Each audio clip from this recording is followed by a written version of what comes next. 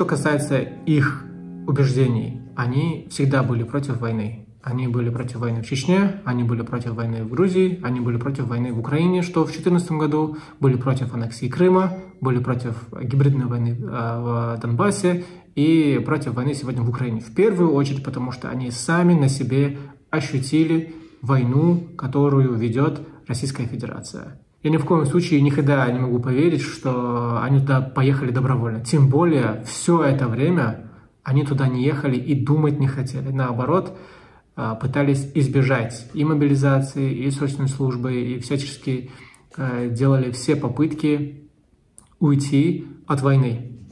Однако кадыровцы удерживали у себя их паспорта и документы, из-за чего не было возможности уехать, в принципе, за пределы Российской Федерации. Я, естественно, хочу скорее, чтобы они вернулись домой живыми, целыми и здоровыми. Они не выбирали эту войну, они уже проходили войну, и им это ни в коем случае не нужно.